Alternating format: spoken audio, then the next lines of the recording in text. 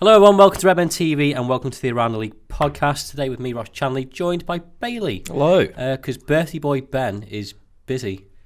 With his birthday? Birthday boy Ben is busy, yeah. It's his birthday and he's got some uni thing on, so he's not bothered to... Apparently uni's more important. The priorities are all over the place, aren't they? Even around Christmas as well. No, he's going to fail. That's how he gets his third, isn't it? By going to uni. And not uni. No, not going to uni. Anyway, usual start. Last time it was Bailey's brain teaser. Yeah, this one actually There's a lot worked. of alliteration so far today. Yeah. Yeah. Okay, now it's Lauren's brain teaser. Yeah. Got nothing. So, the first one is, what has to be broken before it can be used? Silence. No. Shit. Well, good answer though. Yeah.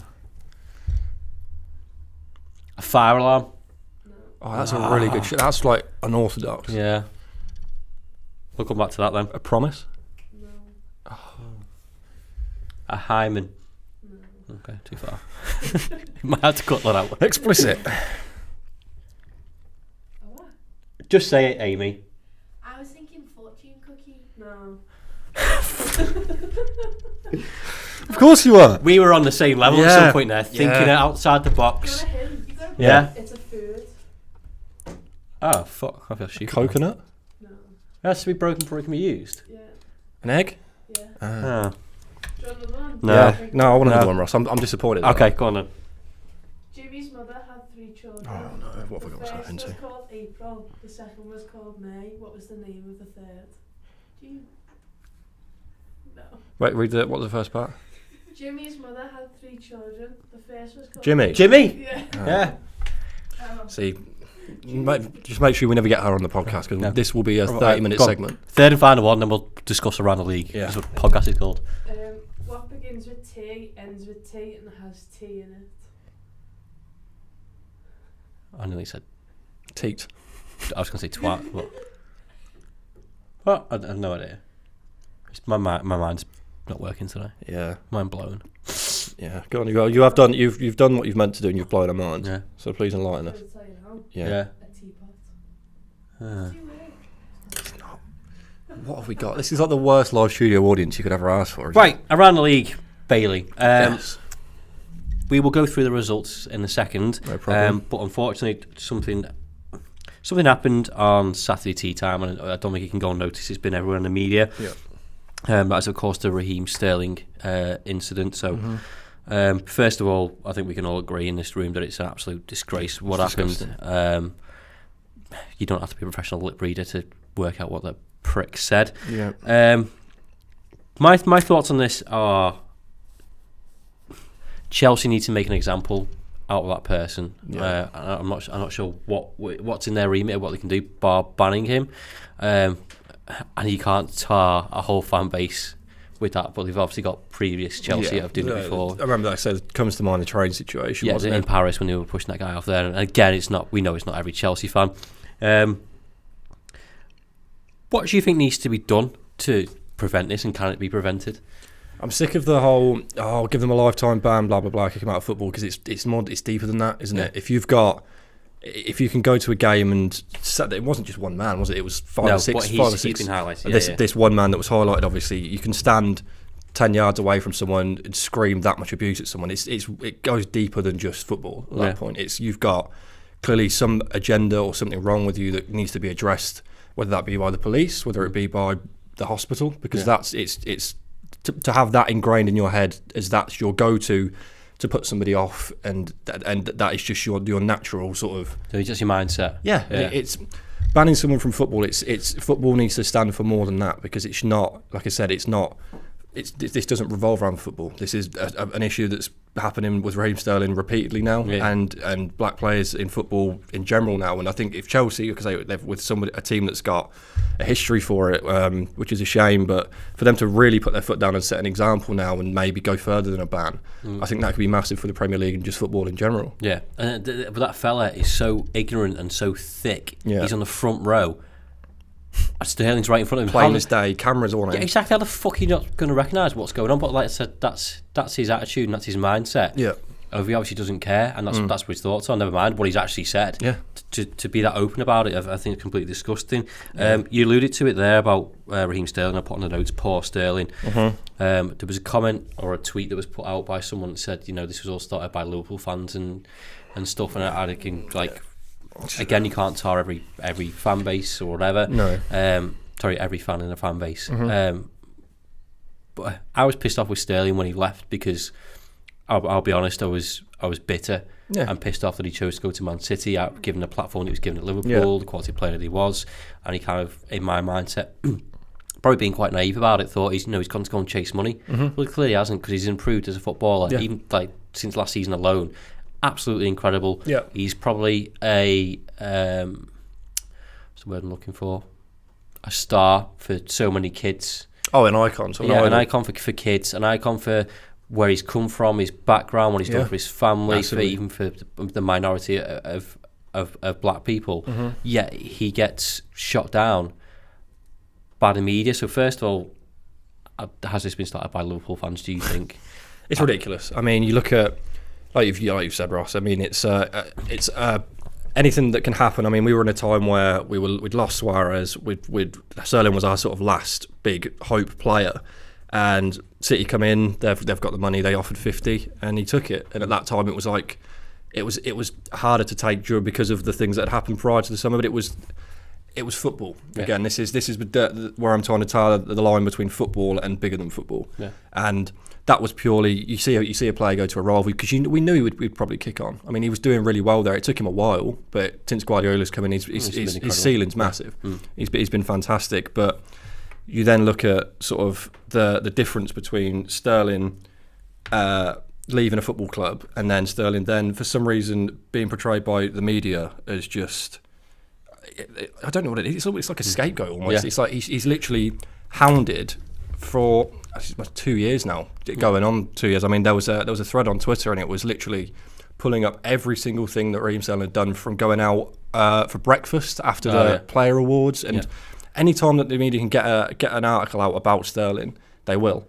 And it's disgusting, and I generally feel for Sterling, because I mean, when we're in the stadium, we're playing City, Sterling gets jeers to put him off, because we know how good he is. That's nothing to do with his race. That's the fact that he's next footballer circumstance. He left people being bitter, but that's part of football. Exactly. And I think we genuinely know how good he is. Like you see him against teams like Arsenal, teams like, not Chelsea, but it's Tottenham. He can tear teams apart on his own, and we know that. We've seen it firsthand what he's done for us, and I think having that as leverage, as just a purely football perspective of just trying to put someone off their footballing game, that's where the difference is. And to try and tar Liverpool fans as sort of the perpetuators for something like this is disgusting. No, when in fact the actual perpetuators are the mainstream media. The mainstream media in this country is a fucking disgrace. You made several comments there about stuff that's happened before, of man eats breakfast, who gives a shit? Man gets a gun on his tattoo, gun tattoo on his leg. Who gives a shit? He's bought a house. He's done so much, and the stuff that doesn't get covered or does get little coverage compared to that is stuff that he does for the community, because he does do stuff and he has to do stuff as part of his club, does not get covered in the same extent that clickbait shite gets for newspapers, because they're desperate for the clicks. It's bullshit. I feel so sorry for him, and the final point in there was, I don't know how he's ignored that, and I'm not sure that's been pointed out of literally where you are. If someone had said something on that offensive level to you, to have the restraint, the restraint, the mindset to just carry on playing football. I think he might even smiled and laughed. He did, because I don't know what else he's supposed to do, because if he does something else, he's obviously going to get himself into shit. But like, it's horrible, because you almost want to say it was immensely professional, and that's disgusting to have to say that about a footballer. The way that he just has to accept sometimes that if you are of that race, then in 2018, that's fucking bullshit. In 2018, you have to deal with that in football, and that's again, to come back to the point between football and bigger than football, is that you shouldn't be a player, and you shouldn't be thinking in your head, right, well, I can't react here, I can't kick out because it will look negatively on me, it will look negatively on my team, and inevitably, if he kicks out about that, That's what the media will cover. Oh yeah, it'd be his blame. Yeah. It'll be him kicking out. Raheem Sterling can't control himself after claims, and the people won't be looked into. But the fact he's kept his head and he's been really professional. He came out on Instagram and made a really, really nice professional comment about it that I think a lot of people. Which has been quoted by the same newspapers that fucking slagged him off for having some fucking breakfast as well. Yeah, biggest hypocrites going, mate, and it's at this point now where the media aren't going to back him, so the football club has to put their foot down and they need to say, look. Do you think that's a football club, Premier League, need to come together to massively. to do something? I miss massively. I mean, if you really want, I mean, it's happened with us with Brewster, and I'm sure it's happened with countless of the teams in the league. You've got to accept that such a big majority of this Premier League is of international players. Yeah. And if you can't accept that, then why do you support your team? Yeah. At the end of the day, football is bigger than race, and unless clubs can band together, like if they can come together and give Richard Scudamore 250 grand in a collective, they can come together and put their heads together and say, look, we need to do something about this problem. And the sooner it's fixed, the better, because it's something that in 2018 needs to go. The other baffling thing for me is that this fella has said what he said, and obviously I'm not going to repeat it. Yeah. But there was a black fella stood 5 seats away from him. There's a black Chelsea players. For fuck's sake. Their best player, N'Golo Kante. And it's like, you wouldn't do it to him, would you? No. And it's like you say, it goes back to that instinctive. When you're 10 yards away from someone, what's the first thing that comes to your mind to put somebody off? I'm all up for calling someone a fucking knobhead when they're in front of me, but that's just a completely different level to go and do that. So it's disgusting. I personally don't know. You can stamp it out. It comes to a point where, isn't it, where you have the say no to racism and kick racism out of football movement is brilliant. Yeah. But then there's a difference between all talk and no action. And it's the football clubs, it's the players. They need to be seen to do something, but it shouldn't take, or like, no, obviously not going to listen to this conversation, but it shouldn't take public view to go, that's not right, we need to do something about this. Yeah, exactly. And it's like it's the point now where the only people that really, the media aren't going to listen. I mean, they flip flat between slating Sterling and taking Sterling's side, and it's the side of we can't trust the media, we can't trust the players themselves can't do it on their own. No. And the fans are behind this entire movement. They always have been, but it's now the only middleman that's left is the clubs to fully come together and say, look, this has to stop, and if it doesn't, then more than a ban needs to occur, because it's happened for countless years now and it's clearly not working. No. So we need to go and some of the Chelsea fans as well. I'm pretty sure if I heard someone next to me say that, I'm either saying something to him or I'm going to go find the nearest student. That sounds like a grass, and I don't really care, because there's just no place for that. No, there's really not. Like I say, it's the fact that you say you alluded to the fact that there was a guy that was 5 seats down from him that was black, and it's sort of like, if you can sit there that calmly, it makes you wonder how often does this occur? Yeah. How whether they're groups. But that's why Sterling's reacted the way that he's done, because he must get it week in, week out. Yeah. And it's like it's Chelsea have sort of they've had their hand forced here, because I mean, when you've got the train situation, that's an isolated group of fans that you can say that's not us. That doesn't represent Chelsea as that doesn't represent Chelsea as a brand.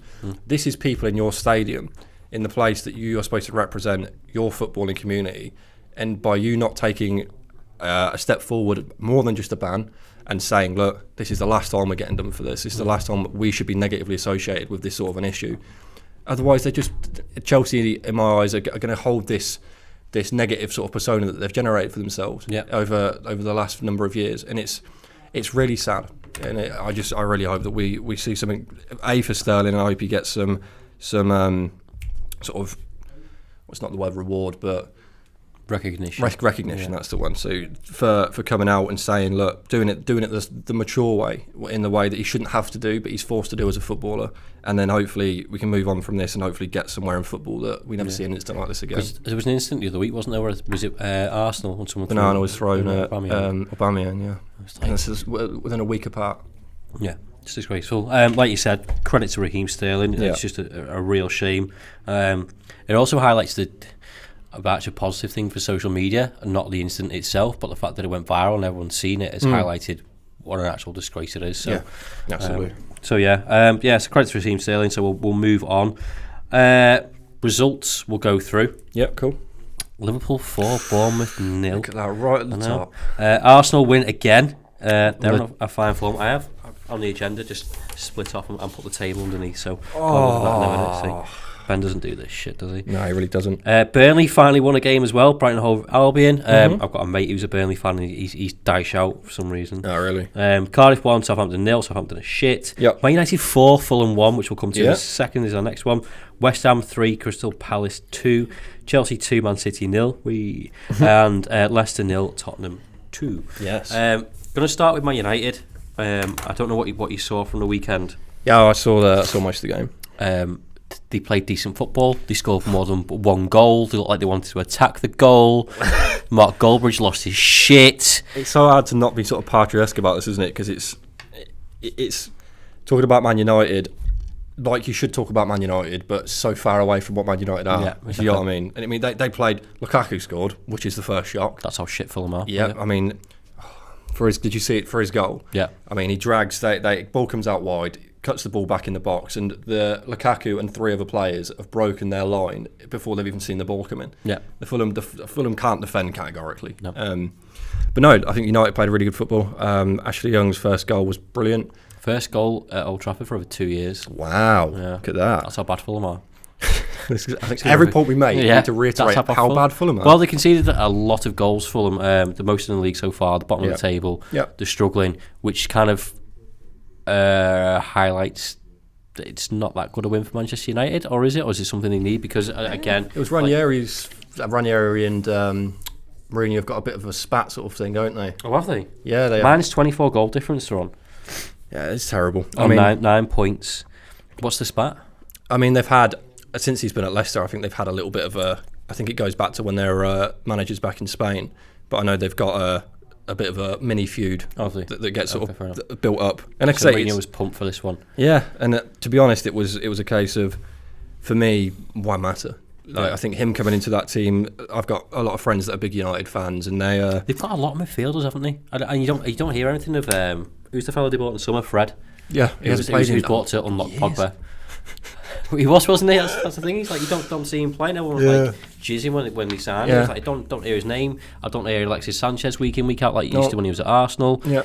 Lukaku for £90 million. Like, I'm pretty sure he tried to pass the ball back to someone else, but it ended up in the goal. Yeah, it's a myth. Me and Ben had this conversation for weeks of where Manchester United are at. And again, just going back to the table, they are 6th. 8 points behind 5th place. They're doing well in this little mini league between Everton and Bournemouth and Leicester, aren't they? They're topping that. Everton are playing tonight, so they might even end up 7th later on tonight. So it's just nice. I can just sit here and look at that for a long time. That's the thing, right?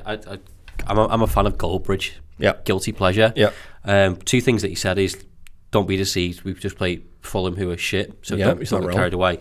And before that, he said, I'm looking at the Everton and Bournemouth results or fixtures every week to see if he can get up to 6th. That sums up where Manchester United are at the minute. I said this, so after our stunning 4-0 victory at Bournemouth, Mo Salah got a hat-trick. Yep. I said to my friends, because I lived in a house in first year and second year with me, myself, and 2 massive United fans. So what a shame. Actually, it was a shame, but this season's been brilliant. I literally said to them, I feel like I can't come into this group chat anymore and gloat because I feel sorry for you all.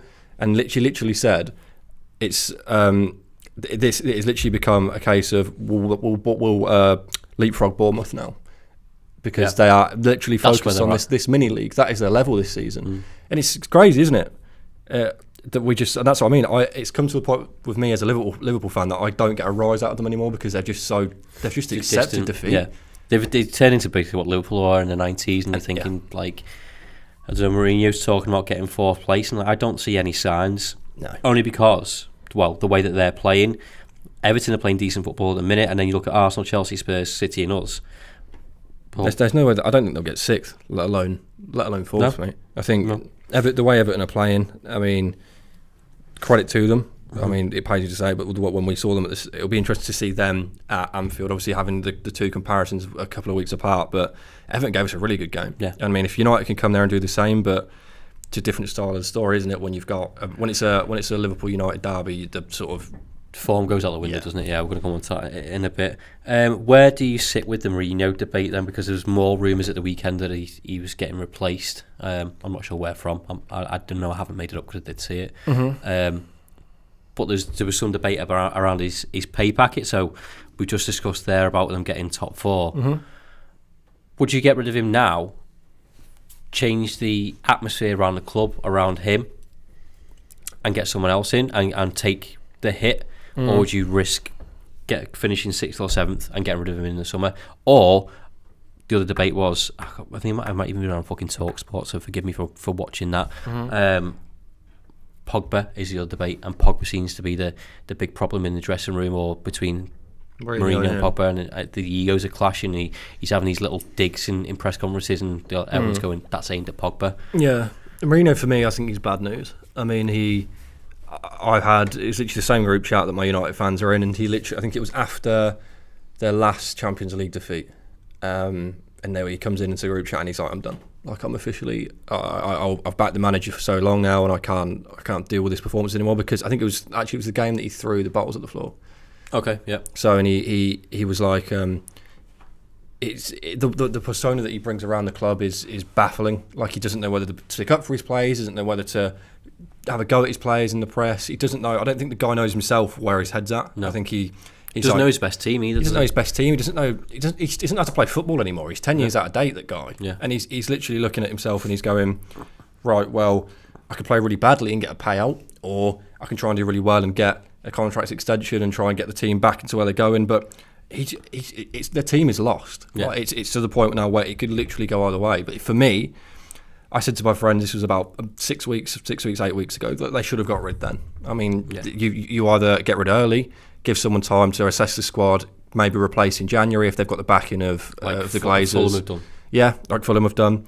But now you're going, if you're debating getting rid now, so close to January, you're giving this new guy no time to assess his team. He could come in, say you get a Zidane for manager's sake, and he comes in and he's like, what are you doing here? You're playing Pogba as a DM, you're playing Sanchez as a left wing forward. He should be up here, he should be here.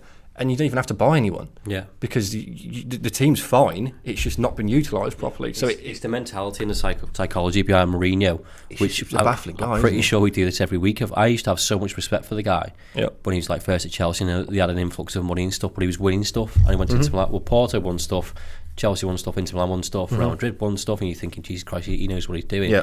Now, and I don't know if it's exacerbated because of the way Jurgen Klopp is in conferences with his players. You can see it on the pitch. It's just a stark contrast between someone who's dead happy and some miserable fuck. And you're thinking, if I was working for him, it would affect the way that I do my work. And he's throwing people under the bus left, right, and centre, which brings it back to the Pogba thing of I believe he didn't want Pogba. Didn't or he did? Didn't. Okay. I think that Pogba was just a massive PR. Marketing sort of. Yeah. Get the money in, get the Adidas sponsors. Yeah, to sell shirts, get young kids coming in to come and watch the games because they want to see Pogba, because he's the icon, he's the image for modern football, because that's what he was at the time. Yep. He was brilliant for France in the World Cup and the Euros and whatever. Yeah, and he's like the go-to image. And then there was the I've said this a few times now, but the Liverpool Man United game when it was at Old Trafford. And around the electric boards, they had the hashtag Pogba and the Pogba emoji. And you're thinking, it's the biggest game in world football, in my opinion. Obviously, it's up for debate. Yep. And you've centred it round one man, a fucking haircut or whatever. And I have no doubt that he's got the ability, but he's being restricted to what he can do at Man United, to what he was doing at Juventus. Yeah. And they've just gone, we'll get like shitloads of money for him. And that's where Man United are at now, in my mind. I think you're absolutely right. I mean, it's a massive point, isn't it?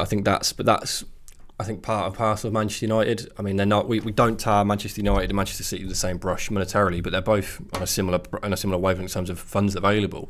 But Man United have earned their money. You can respect them for that. That's the point I'm making. So they do it. At least they do it legitimately. Yeah. So at least don't get Ben started. But no, so they bring a Pogba in for a marketing purpose. They will sell a ton of shirts. They bring Ibrahimovic in, they'll sell a ton of shirts.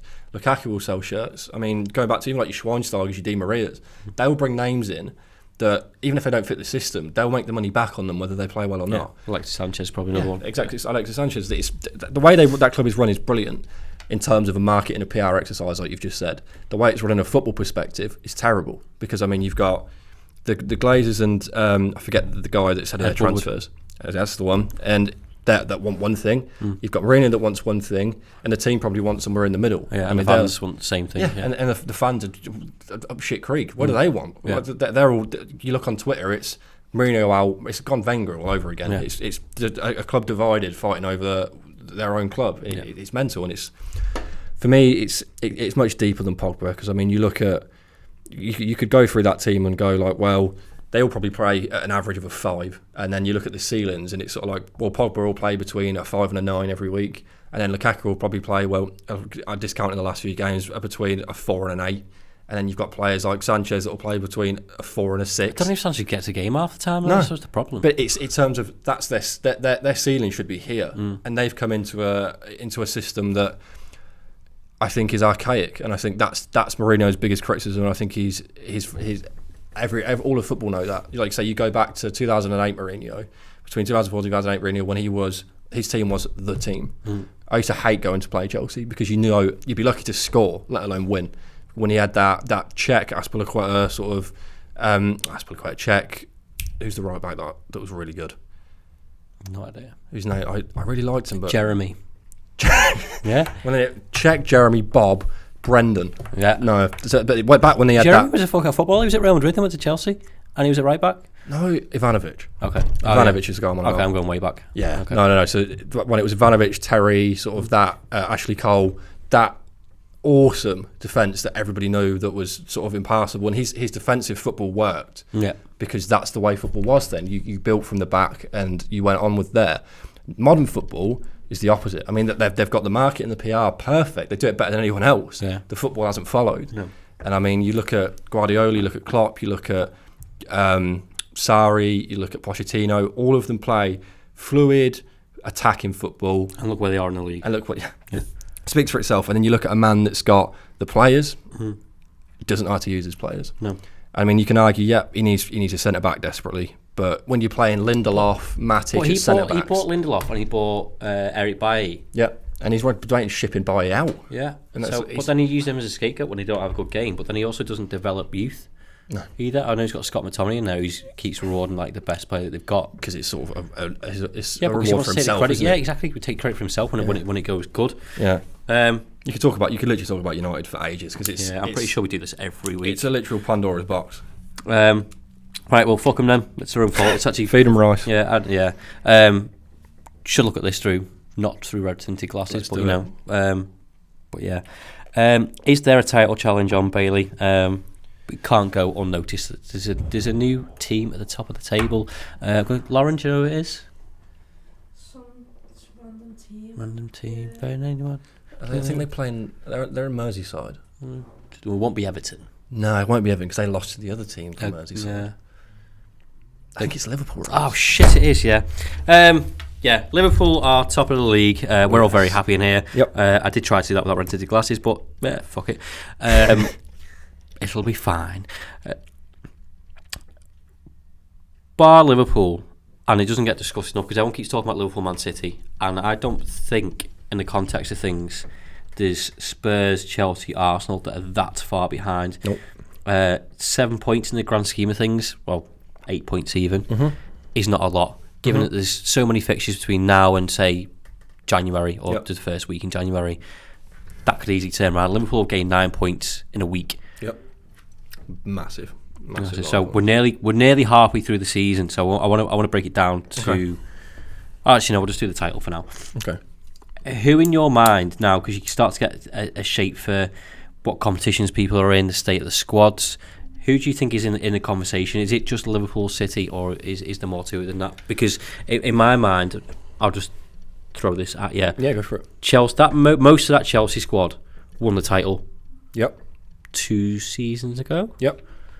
I mean, and they've got a decent manager. Yeah, 2 seasons ago. So they've got a decent manager. They've got the players there. They've got the mindset, the mentality, everything there because they are champions.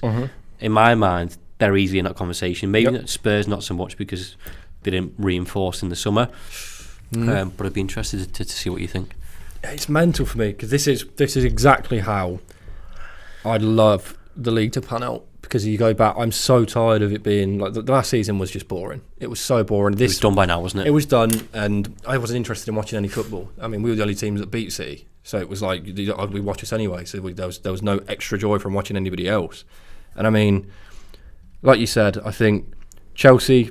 I think they come under fire because I mean, did they lose in the week? They beat City. Yeah, no, in a week. Yeah, they lost to Wolves, didn't they? They lost to Wolves. So that's the thing with Chelsea. I think that they are suffering the Liverpool 2 seasons ago syndrome, where they can smash top 6. Yeah. Comes to a lower team, and not to discredit Wolves, by the way. I think Wolves are a fantastic team. I do. I think that they are massive underdogs in the league, and I really like the way they play football. But it's still that dropping down to the bottom 14 teams. That's where you put your points up in a title race. Yeah, and we were masters of it. Come 2-3 seasons ago when we had Coutinho, we had the best sort of top 6 dual record. Yeah, what did he get us? Got us just about top 4. Yeah, so it's a whole. Yeah, it's fine if you want to be a sort of a giant killer and take it on City, but then you've got to have the results consistently elsewhere, and I think that's where Spurs struggle. I think they struggle in the Champions League that they've shown. I think they've struggled. They've got a tough group, to be fair. They have got a tough group, and I think they got Barca at home, haven't they? Yeah. Barca away at Nou Camp. Spurs, I think, are going to find it the most difficult. Not because I don't think they've got. I think their depth in squad has always been an issue, but that's been the case for 3 years now. I mean, you can't keep harping back to them saying. I know, but they didn't buy anyone this summer, did they? Whereas before they bought like Sanchez and they bought Lucas Moura, didn't they? And it is important. Maybe they'll buy in January. Who knows? I mean, if they're sitting third, I mean, if you're Pochettino and you get the money, you're going to need to buy somebody just in case, just to cover whether that's a midfielder or a forward. They might even have the new stadium by Christmas. Oh, imagine that. I suppose not at Wembley, but Arsenal are the really exciting team for me. I think that if you want my league prediction, it would be. I'm going to say us, and then I'm going to say City, and then I'm going to say Chelsea, and then I'm going to say Arsenal. Yeah, because I think the way Arsenal play football has its faults, like any team does, but the way that I don't know if you watched the game, the Arsenal game. Who they play? Huddersfield. So it looked like a draw game, 1-0, but they had about 5 golden clear cut, should have scored. Lacazette did the keeper in a brilliant move that was wrongfully flagged for offside. And the way that they can attack reminds us of last season, of us. So they have a pretty weak defence. I mean, they've got it's fine, but you've got the likes of Lichtsteiner and an ageing defence, isn't it? Yeah, and players in there that are old. And Leno, I don't really rate Leno, but then you've got players like Guendouzi, who's really bright, Torreira. That front two of Lacazette. Torreira's goal was incredible as well. It was lovely. That combination of Aubameyang and Lacazette is any 16-year-old's he's found a formula. dream. Yeah, he's found a formula there, hasn't he? Yeah. Unai Emery to get some.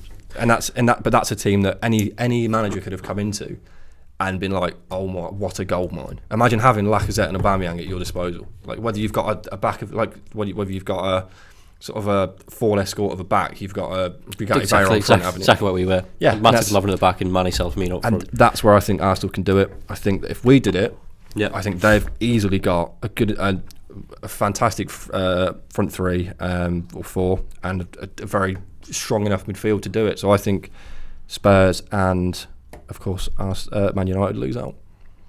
I'm fine with that. I'll tell you, I agree with everything you said there. Arsenal are a bit of a surprise package for me in the sense that if you look back at last season and the whole Wenger out stuff, and he'd had enough. I think you alluded to it before when you said about that's where Man United are at now. Yeah.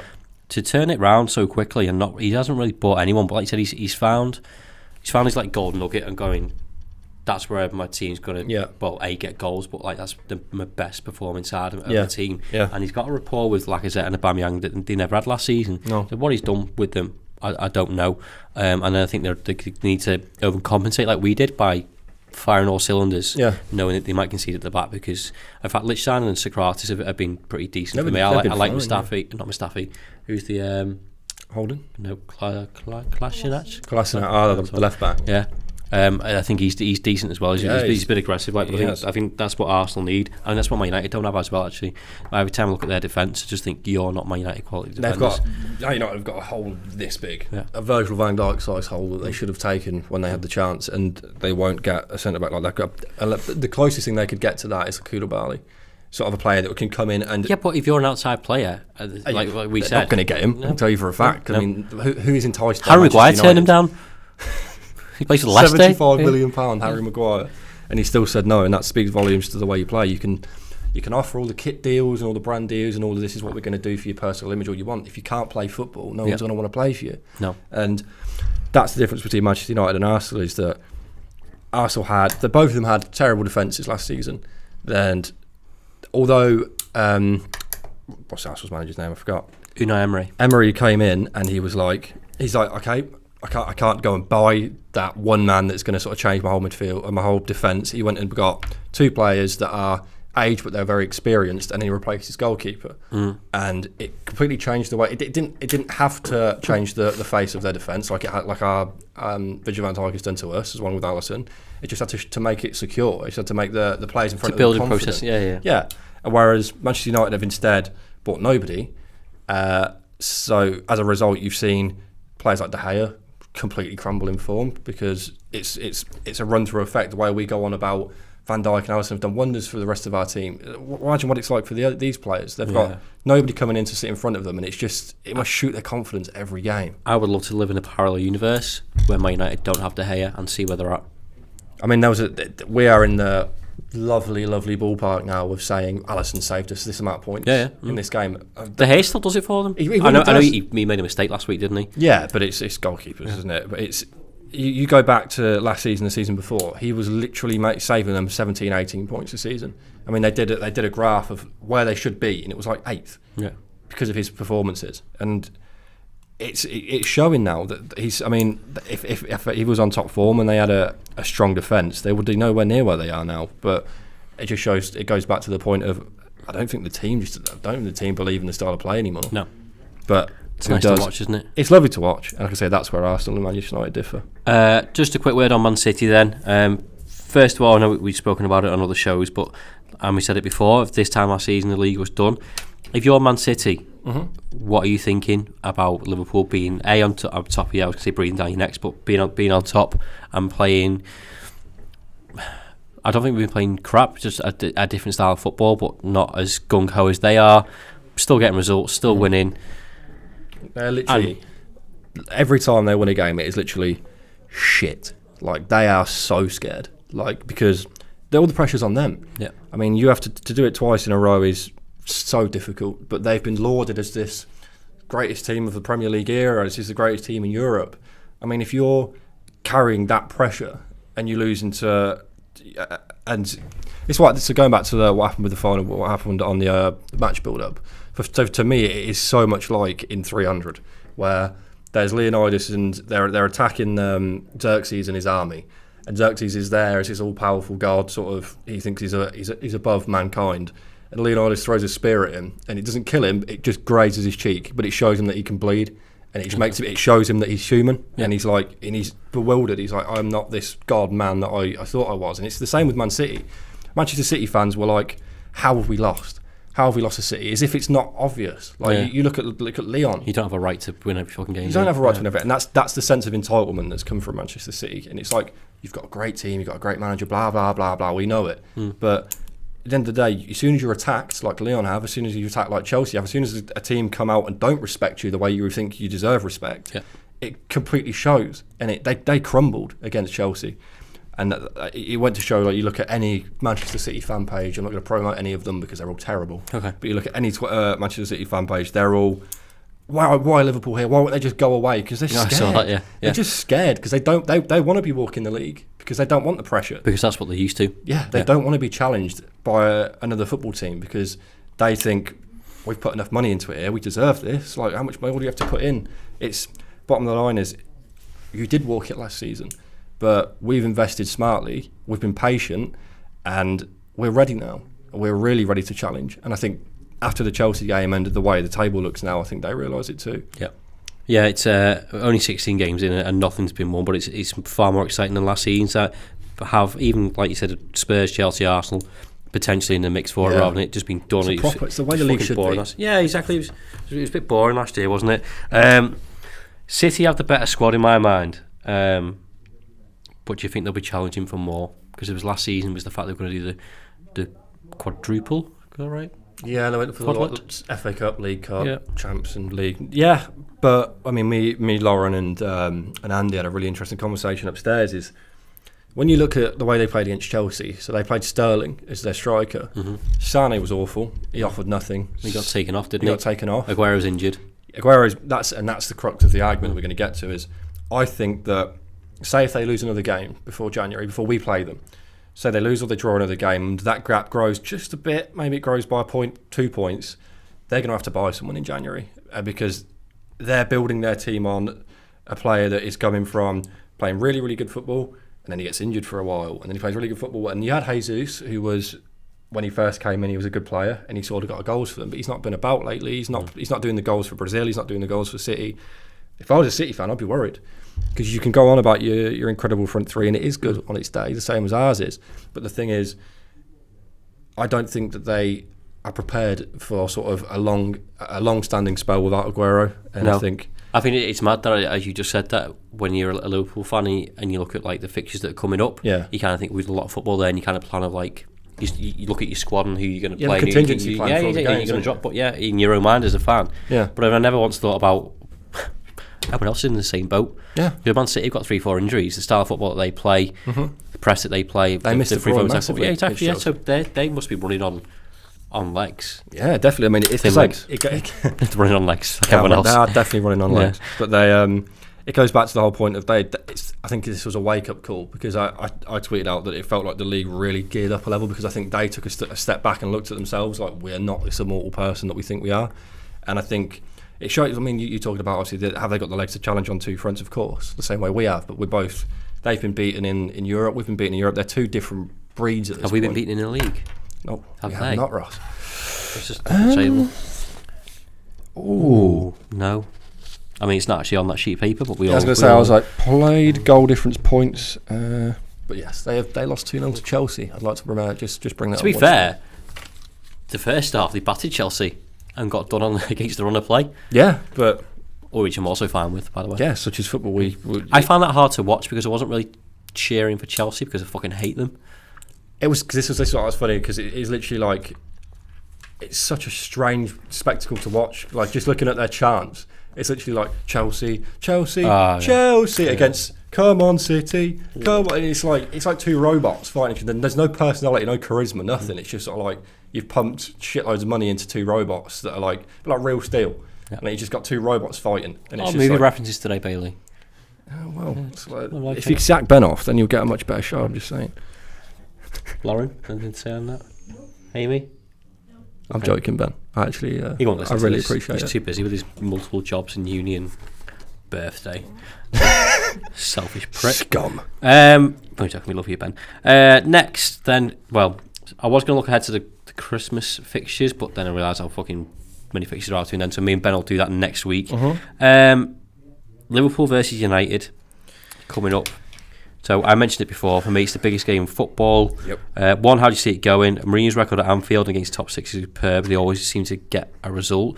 So yeah, I think you actually mentioned it before. If Liverpool are not on fire, but the top of the league, the business. Look at United. We already explained shite, irrelevant when it comes to this game. Yeah. And part of me, I was like, I shouldn't think it. I was just thinking they're going to park the bus, not be interested in the fucking game. Fellaini will come on with his skinhead, elbow someone in the face, and Lukaku will score off his arse. But that's it. Like, as much I as don't you want to have laugh, that negative mindset. as much as you want to laugh, that is exactly what's going to happen. And it's literally like, why have we got to play him now? Why has it set us up to fall so nicely? Like, we're all celebrating at the weekend, saying, yeah, City have lost. Finally, we're the only team left unbeaten. Then we've got to go into play a must-win in the Champions League against Napoli, and then a must-win against United. I also don't want them to take this record off us of not being beaten yet, and we get beat by United and it's gone. It's like, for fuck's sake. If we lose that game, I will delete Twitter, I think. Yeah. Because it doesn't matter how shit they are. It doesn't matter that they're sixth and they're battling Bournemouth for their position in the league. They will hold this above us for the rest of this year. And I don't mean just 2018. I mean that also season. That also says a lot about their mindset. The fact that Man United fans would be happy that they beat us. Yeah. But are still sixth in the table. Yeah, I mean, you look at like the Everton and Manchester United, Manchester City sort of collab almost. It's sort of like Everton don't want us to win. Yeah. Manchester United don't want us to win, so they're in unison there. Yeah. And then Manchester City is saying to Manchester United, do us a favour. Yeah. It's like all the rivalries go out the window because there's some massive sort of He's got agendas for everyone. agenda against Liverpool, and it's like it would be the biggest testament to our season to win. Yeah. I mean, if we can come out, and we all know he's going to play, we know he's going to try and shit house his way through the game. Even if he tries to give us a game, fair play, whatever. But we know that Mourinho is Mourinho, and he's always been the same guy. Especially his worst traits come out against Liverpool. And if we can literally stand up to that man and say, Fuck off, Mourinho. fuck you, Mourinho, and say we're a different breed now. We're long since the days of exposing Lovren and Trent at the back. Like, we're a unit now. We can properly work as a team. Yeah, we've got a proper defence that you don't have. And I think the way that we've changed in terms of the way we line up, like I say, there's 3 different formations we can play. We know how to break teams down that want to low block, teams that probably can low block better than Manchester United can, considering the amount of goals that they've leaked this season. Yeah, true. The way that this would be, even if we beat it against Napoli, I think that this Manchester United game would be the biggest game of the season. Yeah. For me. Yeah, it's a big week, isn't it? It is a big week. That's what happens when you're fighting on... And it just happens to be Freeview week in the same time. Oh, shit. Well plugged. There you go. You should do marketing. That's a joke because me and Ross both do marketing. Yeah. Yeah, it is Freeview week, so if you're listening or watching this is free, as is all the other content from this week, which is a double bonus because there's 2 games, which means double the content. You're so lucky, all of you. What could you want? And if you want even more content, you can do your free month. Yes, you should do this every week. Me and Ben are going to do this. It's fine. What are we on, Lauren? 46. 46. Right then, quickly, we discussed the top so far. I feel like we don't talk about the bottom enough. Oh, I love talking about the bottom, Ross. See what you did there. It's funny. Ben's never coming back on this now. Made a rude joke. So similar to discussed before about who's going to finish top 4, 5, 6 or whatever. Equally, at the bottom, if you go below, say 13th Watford, there's 1, 2, 3, 4, 5, 6, 7 teams there. I think are all capable of being in the shit. This is such a shit show down here, isn't it? There is possibly a caveat in that if Mike Ashley sells Newcastle, because it's been rumoured that he wants to do it before January, to get someone in with a bit of money to back Rafa. Otherwise, I think they're up shit creek. Burnley are another one. I think I mentioned to you before, I've got a mate who's a Burnley fan in uni, and he's been dice out. He's just like, I don't understand that mindset because I don't know who else you'd get in, but I don't understand how it's gone how so horribly wrong for them. Probably, eventually. Yeah, okay, I can see him there. We'd have to change hotel though. If you just take a guess now, out of those, who's going?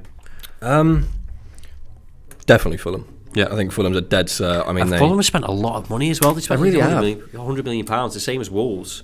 It feels like you just throw in shit at the wall and open it sticks, isn't it? At that point, because it's. I mean, we did it when we sold Suarez. We did it. Spurs did it when they sold Bale. Yeah, throwing a load of money into 4 or 5 different players does not equal anything. It's poor investment. Minus 24 goal difference as well. It's just a disgrace. It's mental. Like, I mean, I think Fulham are a dead cert to go down, and you can't blame them. Like, when you watch Fulham, like when Fulham play Huddersfield, it looks like a championship game. Like it's like, why is this on BT? It should be on Channel 5. Yeah. Like, this is, no one's enjoying this football. Newcastle, I really like. I really hope that, mainly because I made the mistake of putting like 2 or 3 of their players in my. Oh yeah, I put Lascelles in my fantasy. Yeah, check that for ages. I had Hosselu. Hosselu as my striker. Is it? I swapped him out for Felipe Anderson, and he's been doing bits, so it's fine. Okay. Newcastle, I hope they sell it, because I think they are worth way more than. If they don't, they're fucked, because I don't know if Rafa will leave. Rafa won't stay. No, he won't stay, and it would, then it's looking like dark days for them, because it's like they've done the championship, and it might just end up being that whole sort of like, you go down, you come back up, you go down. Yo-yo. It's just miserable, isn't it? Yeah. It's a yo-yo. So Fulham, Southampton for me. Southampton's fucking terrible. I just don't care for them anymore. Okay. So they sacked Mark Hughes and they got someone else in, which I haven't researched. They got a new manager. Do they have any players that we can steal? I think we're done with that. I think we're shopping at a different bracket now. Are we? Southampton's like Southampton were like the Lidl Aldi. Yeah. I was going to go B&M's, but yeah. No, we're at Waitrose now, mate. Or Marks and Spencer's. We're at M&S. Andy's on the checkout. Yeah. Not just any centre half. This is a handcrafted Dutch, bearded, beautiful chiseled man. Call me Virgil. But no. Anyway, right. Pick one more then, because we'll use this against right. Newcastle. No. Palace. No. Burnley. No. So it's between Cardiff and Huddersfield. I suppose I'll below Palace, where they had a good start to the season, didn't they? Yeah, they've got enough quality, especially Zaha signed like a 4 or 5 year deal at the start of this year, so he'll come good. I think I want it to be Burnley or Cardiff, and I don't know if that's because I just don't like Neil Warnock. Or you just don't like your mate. Who? Your Burnley mate. You just want to see him cry. Yeah. Yeah, Cardiff. Yeah, actually, yeah, and that in between this thing, Burnley can fuck off. So Yeah, well, we can all agree that I've Burnley can fuck off. so Burnley, Southampton, Fulham. Yep. sounds Okay, good to but me. it's the same thing. Okay. Yeah, I think we'll wrap it up there. That was Lovely. You've taken my around the league virginity. I will use that at some point in the future. I don't know Do what to do with it right now. Did we do the third teaser? Yeah, Did we? Yeah, I think so. What was it? I think we bottled the last one. What was the last one? the teapot one. Oh, yeah. The teapot one, Ross. Yeah, teapot, which is 2 words. Do you want me to do another one? Go on. Yeah, go on then. We've got some time to kill. You can hold it without using your hands or your arms. Your breath. Yeah. You are? Your breath. So do you get this electric, quick-fire knowledge from Ben Kelly? It's so fragile, even just saying its name. Silence. Oh my god, baby. Right, on that note, Bailey, thank you very much. You're welcome, Ross. I think it might be me and Ben next week. I don't know if he's... If he could be asked to He show could be- up. yeah, he's He might just- have another birthday. his standards have slipped, yeah. I don't think it's even his birthday. I think he just made it up. I think he just wanted a day off. Yeah. I mean- Probably have Christmas in a couple of weeks, Yeah. won't he? Oh, yeah. Yeah, and then a New Year, something or other. We'll just Sort it magically come out, up, Ben. All right. yeah. What is he now? 13, 14, Ben, now? Yeah. Yeah. Spider-Man cake. Yeah. Oh, well, bless him. So Ben's off school next week. He'll be in with me. If not, thank you very much for watching. Don't forget to watch all the other content on the website while you're here. If you're watching this on YouTube, go over to the website and go and fill your boots with interviews with Jurgen Klopp. I know you took the piss out of it before, but Lucas Laver's over there as He well. is. There's absolutely loads over there. So if you